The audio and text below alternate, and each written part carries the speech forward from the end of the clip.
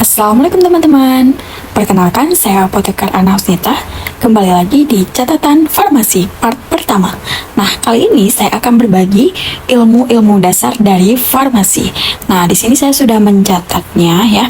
Sudah merangkum semua ilmu-ilmu dasar yang mungkin bisa bermanfaat untuk teman-teman semuanya, atau teman-teman tidak khusus farmasi, mungkin bagi teman-teman kesehatan lainnya. Nah, untuk kalian mungkin memerlukan file catatan saya ini, kalian bisa follow akun TikTok saya di Apoteker Husnita, atau di subscribe ya YouTube saya, yaitu Apoteker Husnita juga. Oke, kalau misalnya kalian memerlukan catatan yang sudah saya rangkum ini, saya akan bagikan. Kalian kirim pesan aja atau komen di akun saya ini. Oke. Kita mulai. Yang pertama, saya akan menjelaskan sedikit tentang definisi obat. Ilmu dasar farmasi itu kalian harus tahu dulu apa sih definisi dari obat. Nah, definisi obat ialah semua bahan tunggal atau campuran yang dipergunakan oleh semua makhluk untuk bagian dalam maupun luar, guna mencegah, meringankan, ataupun menyembuhkan penyakit. Nah, di sini obat itu baik dia bahan bahan tunggal atau campuran, bisa digunakan oleh semua makhluk, bisa digunakan oleh binatang, bisa digunakan oleh manusia. Untuk apa? Untuk mencegah, meringankan, dan menyembuhkan si penyakit ya. Di sini saya sudah rangkum pengertian obat secara khusus. Nah, pengertian obat secara khusus ada 5. Yang pertama kita bahas dulu, yaitu obat jadi. Apa itu obat jadi? Obat jadi adalah obat dalam keadaan murni atau campuran dalam bentuk serbuk, cairan, salep, tablet, pil, suppositoria, atau bentuk lain yang mempunyai teknis sesuai dengan Farmakope Indonesia atau buku lain yang ditetapkan oleh pemerintah. Yang kedua, pengertian obat secara khusus ada yang namanya obat paten. Nah, obat paten ini obat baru yang diproduksi dan dipasarkan oleh perusahaan farmasi yang sudah memiliki hak paten. Nah, di sini kalau untuk obat paten, dia memiliki hak paten. Hak patennya itu diberikan pada sebuah perusahaan, itu masa patennya berlaku sampai 20 tahun. Ini akan saya sharing sedikit tentang obat paten ya. Nah, di sini sekilas saja saya bahas tentang obat paten, karena kalau misalnya kita bahas tentang obat paten dan generik berlogo itu sebenarnya ada slide khususnya yang nanti akan saya buatkan. Nah, obat paten itu dia punya yang namanya hak paten. Nah, hak patennya itu diberikan kepada industri farmasi yang menemukan obat baru berdasarkan riset. Nah, diberikanlah hak paten itu untuk memproduksi dan memasarkannya. Berlaku sampai 20 tahun ya. Ada yang 20 tahun dan bisa juga 10 tahun. Contoh yang cukup populernya itu untuk obat patennya ini yaitu Norvax ya. Norvax yang isinya itu amlodipin bisalat. Nah, jadi dia pemiliknya itu Pfizer ya. Nah, pemiliknya Pfizer ketika masih dalam hak paten, dia hak patennya ini dulu 2007. Ketika masih dalam masa hak paten, jadi hanya Pfizer ini yang boleh memproduksi dan memasarkan si amlodipin gitu. Jadi hanya Pfizer ini aja yang boleh memproduksi dan memasarkan amlodipin selama 20 tahun. Nah, ketika hak paten si Pfizer ini habis setelah 20 tahun, barulah perusahaan farmasi lainnya memproduksi yang namanya amlodipin bisalat. Nah, kembali lagi, yang tadi kita udah lihat pengertian obatnya secara khusus. Ada obat jadi, ada obat paten. Kemudian obat asli, obat esensial, dan obat generik. Kalau misalnya obat asli itulah obat yang didapat langsung dari bahan-bahan alamiah, terolah secara sederhana atas dasar pengalaman dan digunakan dalam pengobatan tradisional.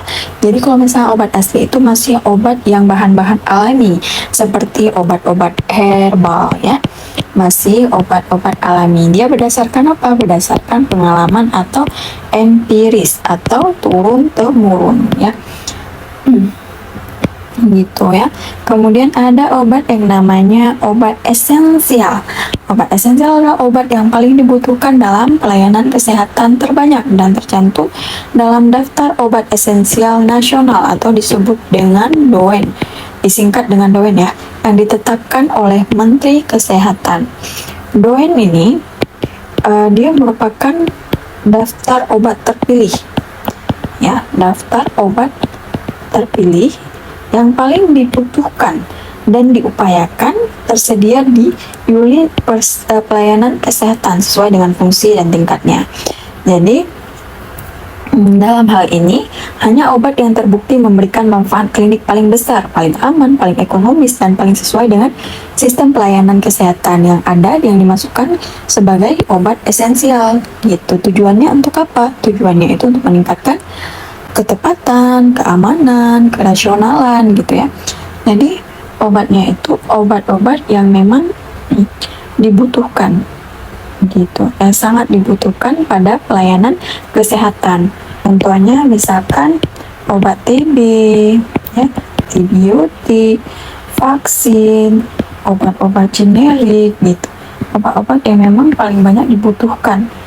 Jadi dimasukkanlah dalam daftar yang namanya DOEN, daftar obat esensial nasional gitu.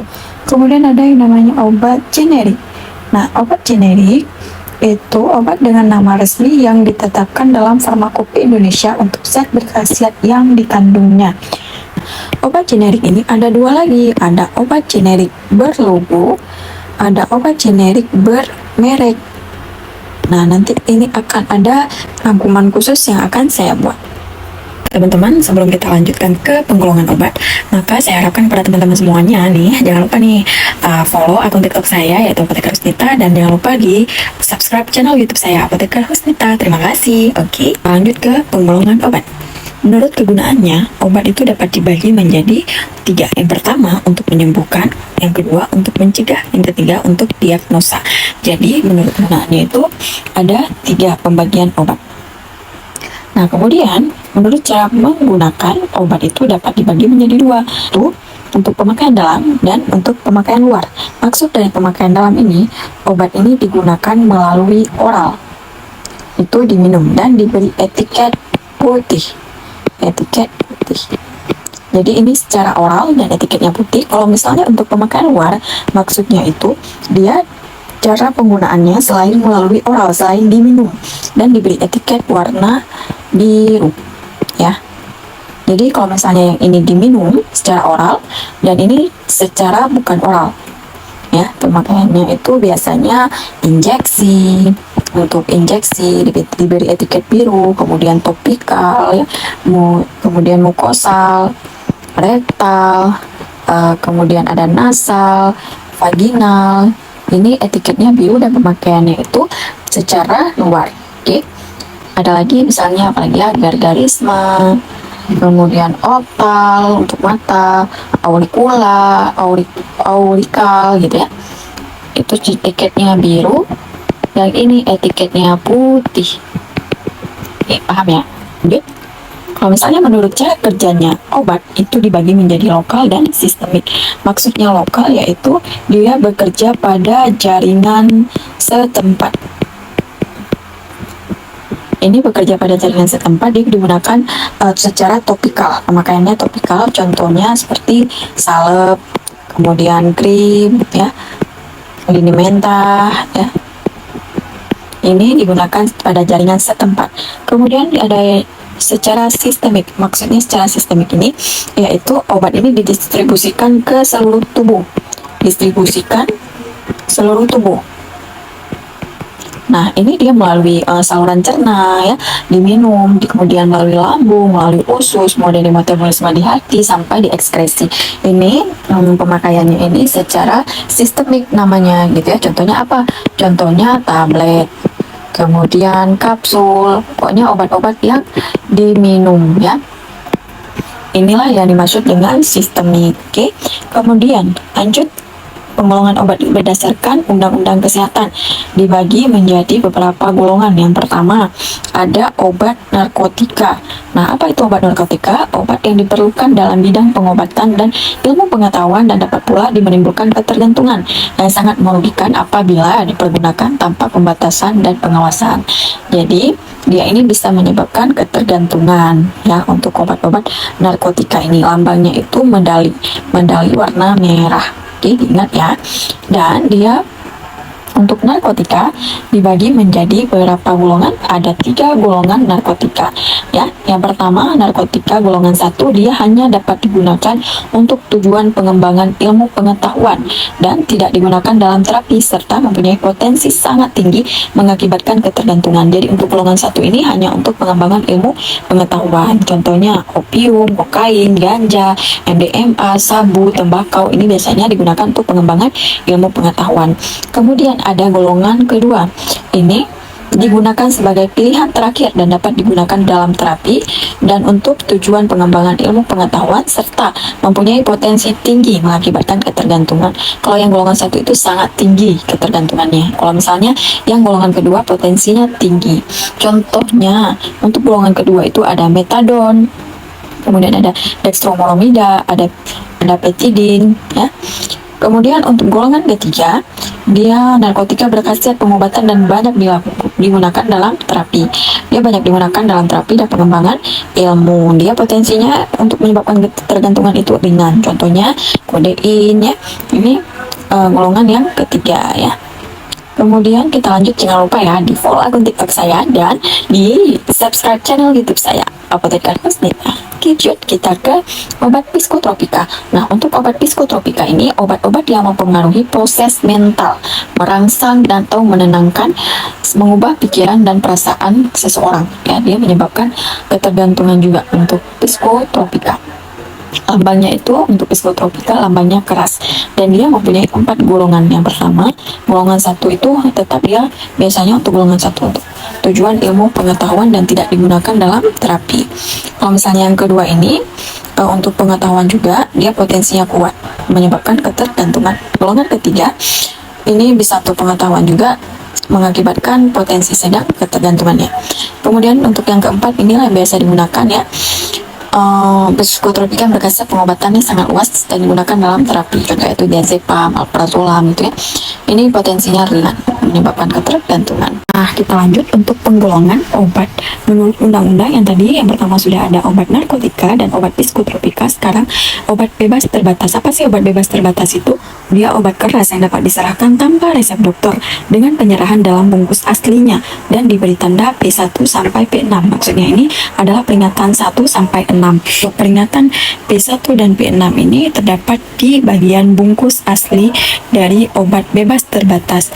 Jadi dapat diserahkan tanpa resep dokter tetapi harus dalam pengawasan apoteker supaya tidak terjadi penyalahgunaan obat bebas terbatas. Untuk lambang obat bebas terbatas itu berlogo warna biru dengan lingkaran berwarna hitam.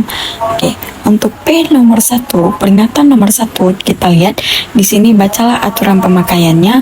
Untuk P nomor 2 hanya untuk umur, jangan ditelan. Untuk P nomor 3 hanya untuk bagian luar dari badan.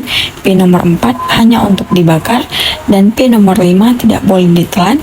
P nomor 6 obat wasir jangan ditelan. Inilah peringatan-peringatan yang terdapat di obat bebas terbatas.